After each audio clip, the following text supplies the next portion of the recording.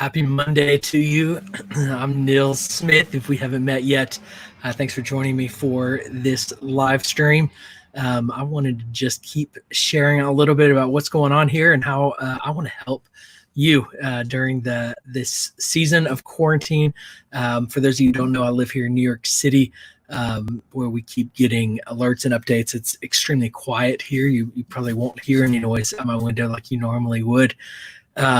It's eerie, and the news just keeps getting worse. I read about the MTA workers, our subway workers, who are, so many of them are getting sick, and several have passed away now. And so if you could keep our city in your thoughts and prayers, I would appreciate it. It's a heavy time here, and I want to avoid some heaviness in this time and talk a little fun, as I've had a lot of fun with friends as they are giving me a hard time about my abandonment of Apple. I have been an iPhone user for a decade, and I'm tired of the lack of innovation and the unbelievably expensive price that Apple makes me pay to stay in their ecosystem. And I thought this is the perfect time for me to try Android when I'm not on the road, when I'm not so dependent on my mobile device, but to learn it. And so I'm a week in. I bought the Google Pixel 3a Plus. I think it's called a Plus. It's the larger phone. And so you can see here just even the size difference of the phone. And so I'm a week in. I opened it up and unboxed it about a week ago, and wanted to share some of my thoughts now that I'm a week in. What I'm learning, what I like and don't like about the phone, and time will tell whether I make the shift long term. Now, the first thing that I like, and one of the main reasons I moved to it, is one, Google Fi was the wireless service that I wanted to use, and I knew it would most natively integrate with a Google phone. And so I wanted to use their service. I dropped my price by about $50 a month in phone service and moved to a much better plan, an unlimited plan. And one of the things that Google Fi does is it actually integrates with 3 different networks. I think with like Sprint, T-Mobile, and Verizon maybe, and it sees which has the best signal and feeds you right into their signal. And so I like that function, and I like that it's cheaper, and I like that I have unlimited data, and I can use it as a hotspot, where my iPhone plan with AT&T was more expensive. It was limited in data, and I could not use it as a hotspot with that specific plan that I had. So here's what I like better. It's bigger, it's lighter, it's faster, it's smarter, in my opinion, and bottom line, I think it's better. The big reason, though, was the price. This is over $1,000. This was $300, and I actually got a $100 discount by signing up for Google Fi. So for me, it was a minimal risk to get this. If I didn't like it, I would basically use this as a device for my kids to watch videos on, and a test device for Android stuff. So I'm a week in, though, and I want to share the few things that I do like. The first thing I want to share is it has this fingerprint reader on the back to turn it on. Now, before with the iPhone, it used to have a thumbprint reader. Now it's just Face ID. There's times where I'm laying down or I'm doing something where it doesn't capture my face, or at night. The fingerprint reader is really easy to do and to unlock the phone. So I really like that. I can use either. You can set up to 5 different fingers, and so my wife's fingers on there as well to unlock it. So I like the fingerprint reader. I think that's an upgrade. I like that it's a USB cable connection here. USB-C, not USB, USB-C. I think everything should be USB-C now. I think it's crazy that everything hasn't moved to USB-C. So big fan of them choosing to go USB-C. I also like there's a headphone jack in this. So while I don't use headphones a lot in there, I like having the option. My iPhone had no option for headphones. So if my headphones were dead, or if I was in a situation where I just wanted to have a wired and more solid connection, I can now do that with my phone. And so I like flexibility. And so having a headphone jack is a bonus to me. The other thing that I'm really coming to like is the widgets. So you can actually customize this on your screen to bring in different apps as widgets. And so the customization opportunity on the home screen is awesome. I don't know why iPhone doesn't have that available yet. I love these little app widgets. The other thing is Google, everything is seamless. So while I use Gmail, while I use Google Calendar, while I use Google Drive, it's all seamlessly integrated into the platform. So I love that. The the web chat. Here's one of the awesome things is I can actually do my text messages just like iMessage on my computer through my browser. And so I pull up my text messages on my computer. And here's the great thing. It's not just iPhone users or Android users that can message. All text messages come in way better than iPhone, just limiting. That's how they keep you addicted to the ecosystem. It drives me nuts. And so everybody's complaining about my green text messages that are coming in.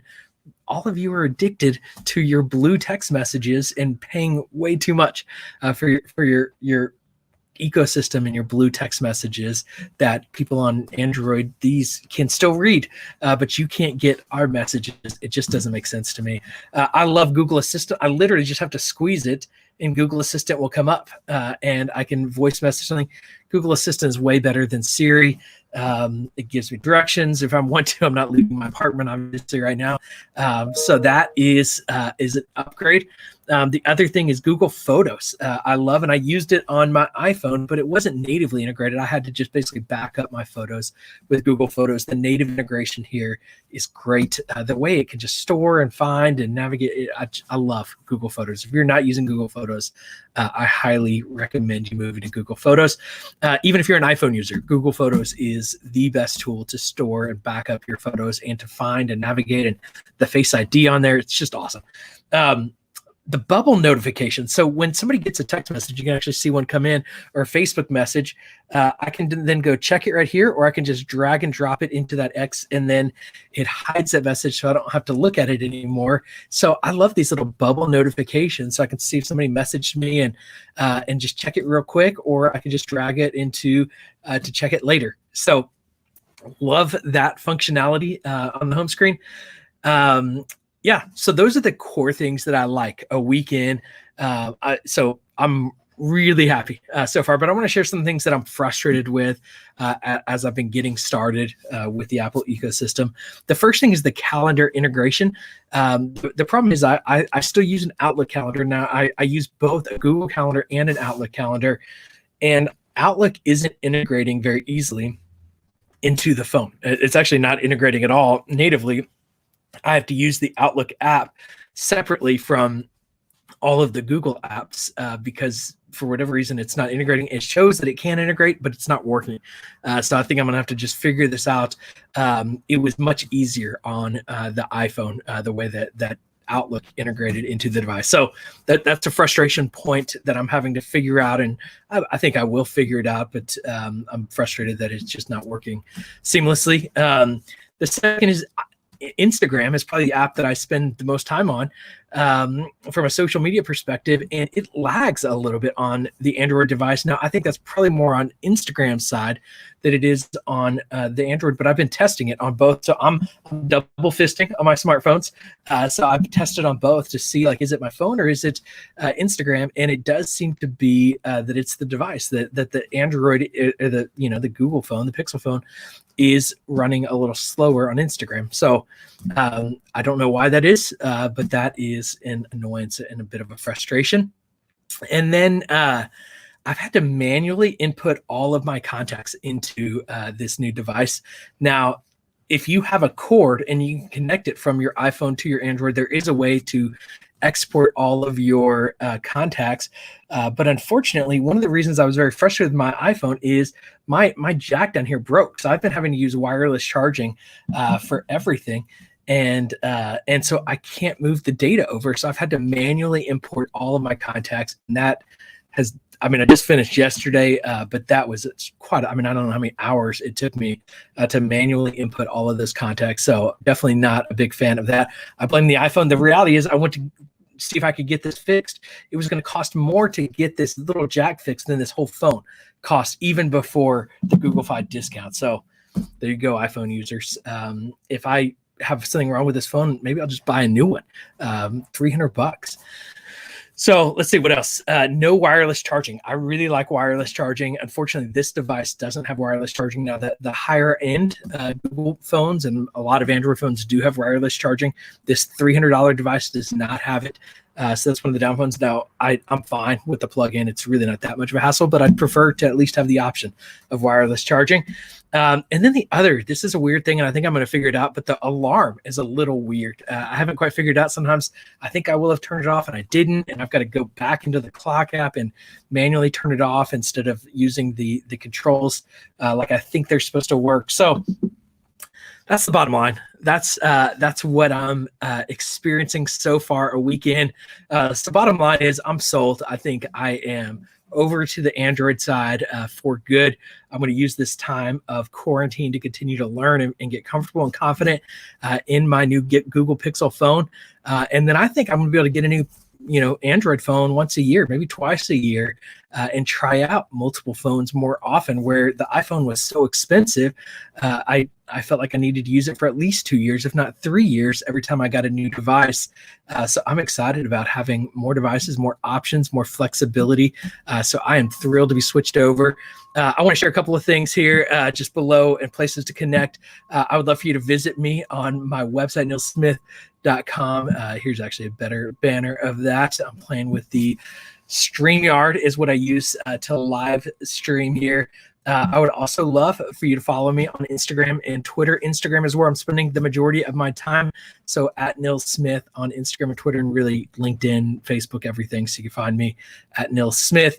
The other thing, if you're a church leader, I want to make sure you're aware of this resource that I've had the privilege of participating with at Dunham & Company, where I work. So go to dunhamandcompany.com/church if you're a church leader. And we've created some great resources for you in the season of how to do church online, how to, all kinds of resources around church online and fundraising and just things that I believe will really help your church in this season. This is Holy Week for us. And so we're all getting ready for Easter this week. And so I hope in the midst of this season that things are going well. I'd love any questions you might have, or send me a message, send me a DM. Let's talk Android. Let's talk iPhone. Hope you have a great week. Thanks for watching.